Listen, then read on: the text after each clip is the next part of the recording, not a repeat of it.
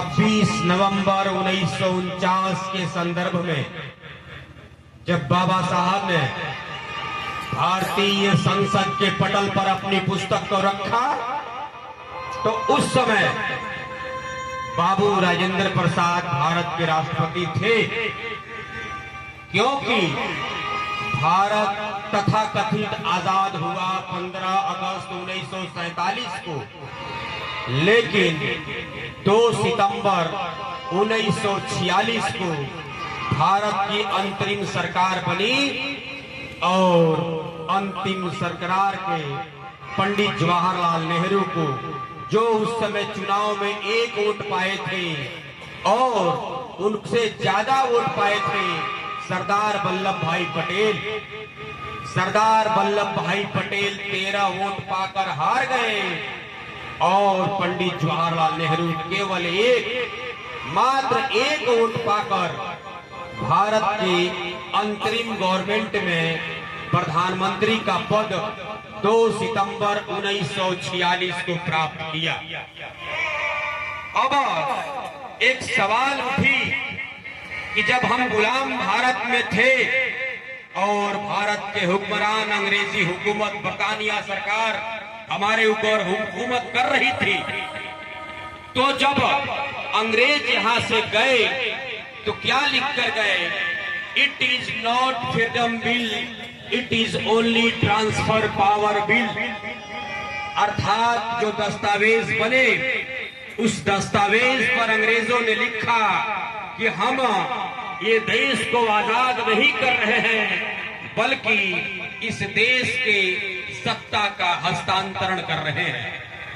इसलिए आप अपनी जानकारी को पुनः बढ़ाएं। 15 अगस्त 1947 को जो तथाकथित आजादी हमें मिली वो केवल इस रूप में मिली कि एक वर्ग यहां से चला गया, अर्थात एक वर्ग भारत से चला गया और अपने दूसरे वर्ग को भारत का हुक्मरान बनाकर हमारे ऊपर आज तक गुलामी की दहलीज पर हमेशा हमसे गुलामी करवाता है, हमारा शोषण करता है, हमें वंचित रखता है अपने अधिकार से। साथियों, जब संविधान सभा की बात चल रही थी कि जब इस देश को आजाद करने के बाद जब अंग्रेज भारत से जाएंगे तो इतने विशाल भूभाग पर, भारत के अखंड भारत के भूभाग पे इस भारत के लोग राज कैसे चलाएंगे? क्या इनके पास उतना ज्ञान है? क्या इनके पास इतनी पढ़ाई लिखाई डिग्रियां हैं?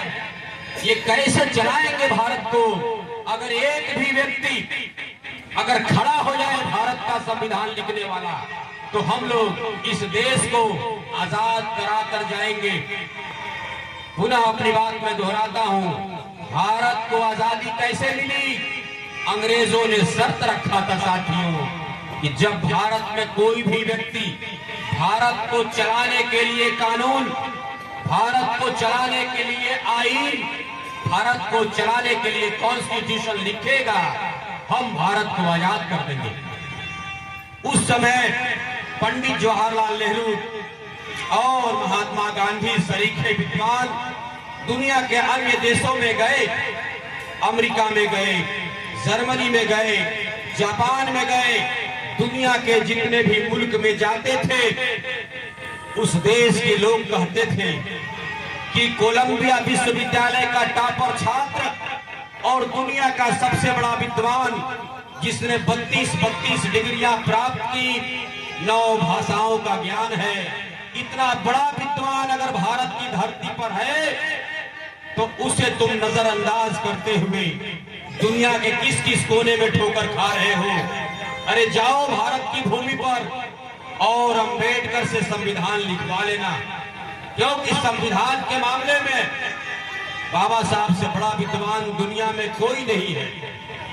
साथियों, पंडित जवाहरलाल नेहरू, महात्मा गांधी, बल्कि मैं कहूं कांग्रेस वर्किंग कमेटी के लोगों ने ये तय किया कि हम संविधान सभा में छोड़ो, संविधान के दरवाजे से तो छोड़ो, अरे संविधान सभा के खिड़की के अंदर से भी बाबा साहब को संविधान में नहीं आने देंगे।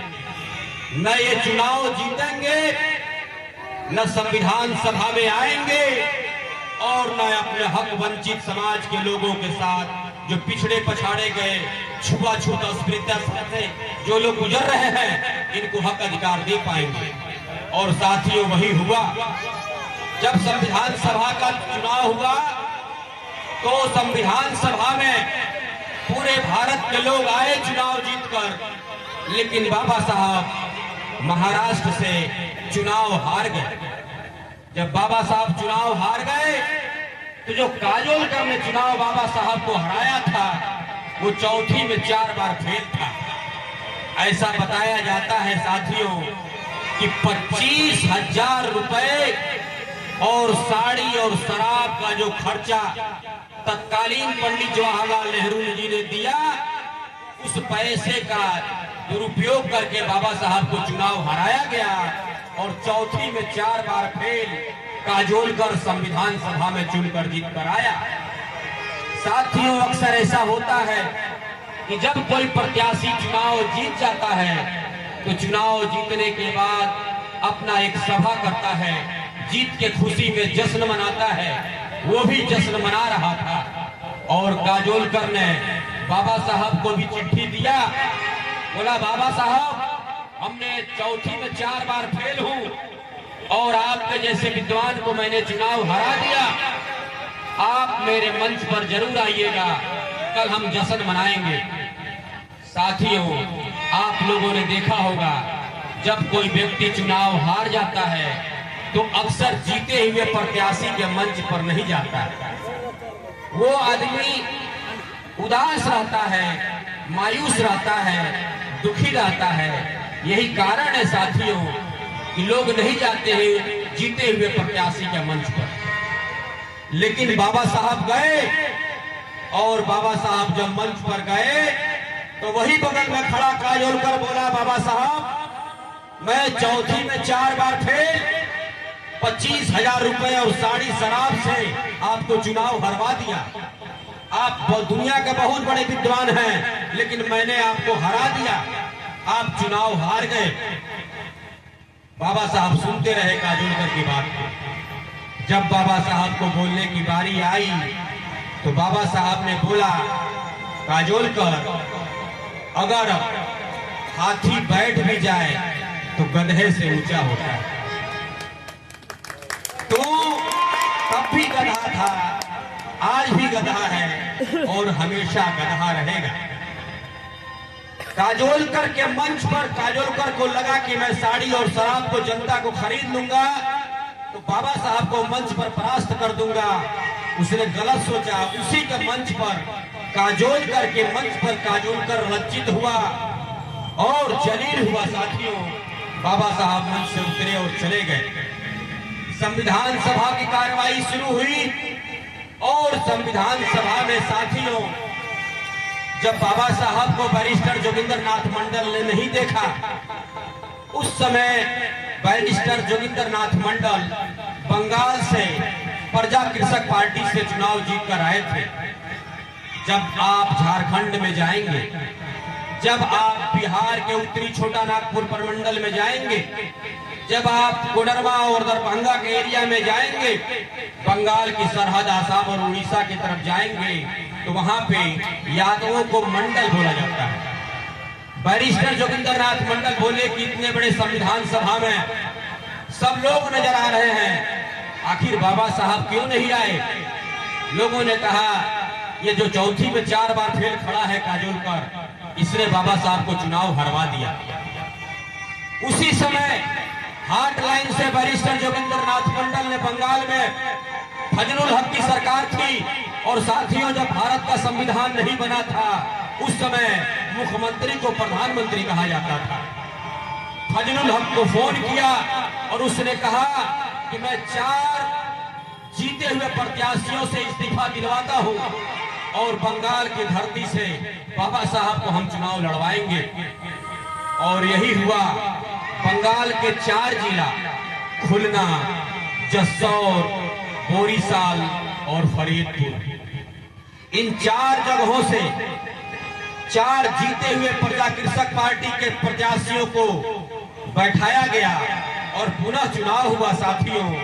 और खुलना के लोगों ने, जसौर के लोगों ने, बोरीसाल के लोगों ने और फरीदपुर के लोगों ने, इन चार के चारों जगहों से वहां के लोगों ने भारी मत से बाबा साहब को जितवाया और बाबा साहब पुनः संविधान सभा में आए।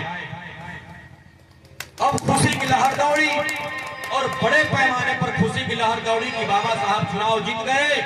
अब संविधान सभा में आएंगे और संविधान लिखेंगे, हक वंचितों को हक देंगे, अधिकार वंचितों को अधिकार देंगे और न्याय वंचितों को न्याय देंगे।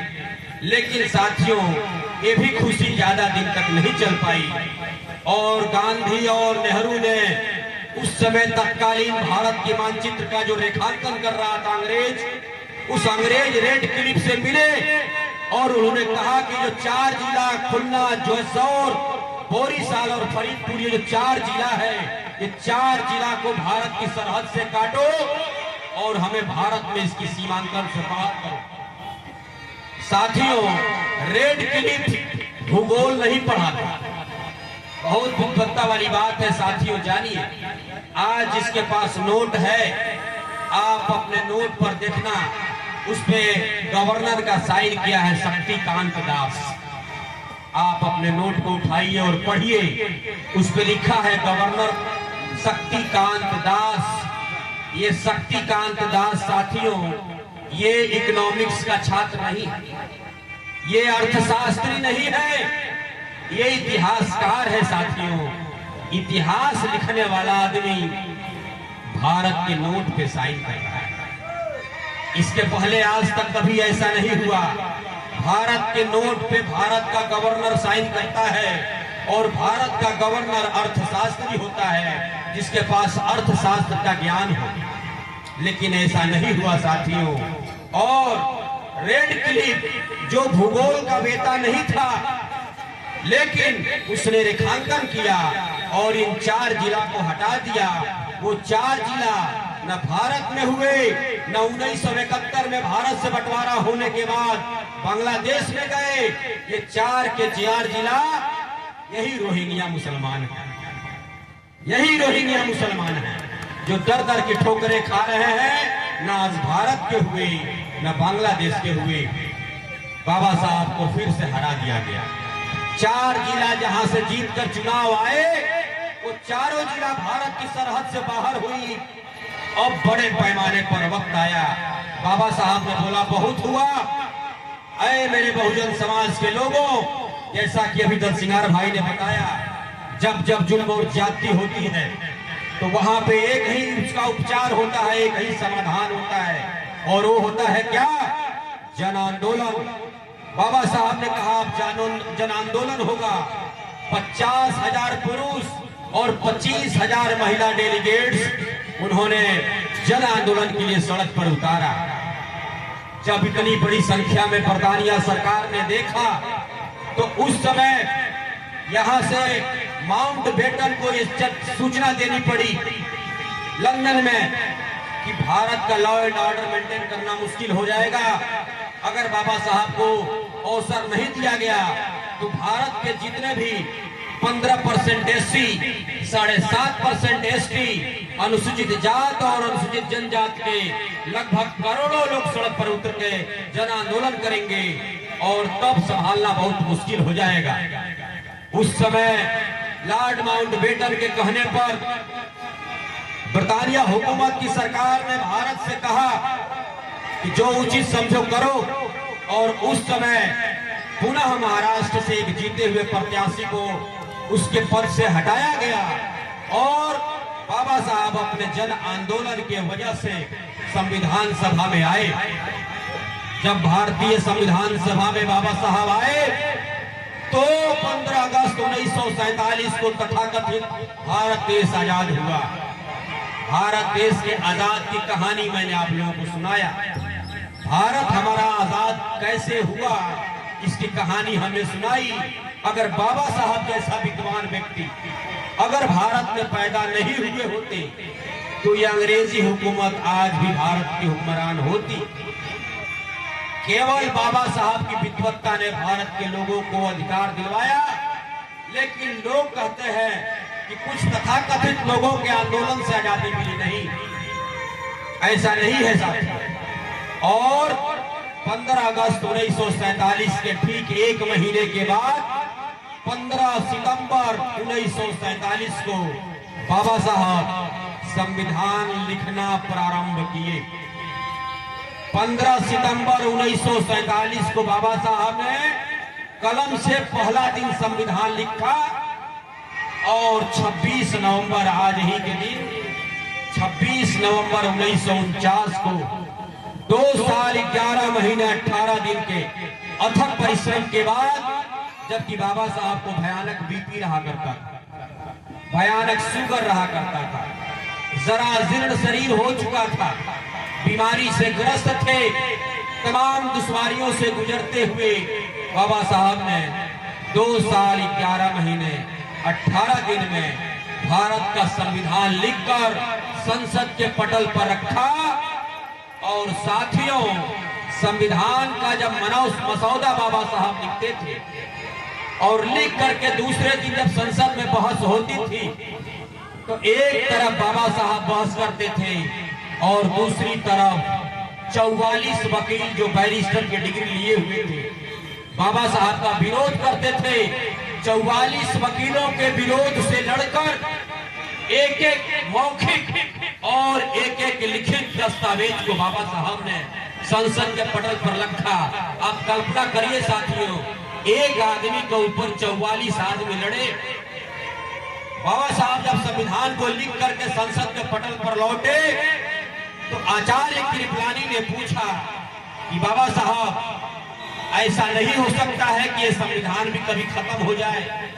अंतिम बात कह के अपनी बात समाप्त करूंगा, क्योंकि आज जिस कार्यक्रम के लिए हम आए हैं, हम चाहेंगे कि इसका उद्देश्य, इसका क्या उद्देश्य है और हमें करना क्या है, ये जानकर मैं अपनी बात समाप्त करूं। आचार्य कृपलानी ने जब पूछा कि बाबा साहब, आपका संविधान कमजोर और खत्म कैसे हो जाएगा, बाबा साहब ने कहा कि नहीं, मेरे लिखे हुए संविधान में आर्टिकल 368 भारतीय संविधान की धारा 368 के अंतर्गत जिस दिन भारत के पार्लियामेंट में, लोकसभा और राज्यसभा में दोनों जगह पर जिसकी पूर्ण बहुमत हो जाएगी, वो मेरे संविधान को बदल सकता है, उसके पास पावर आ जाएगा बदलने का।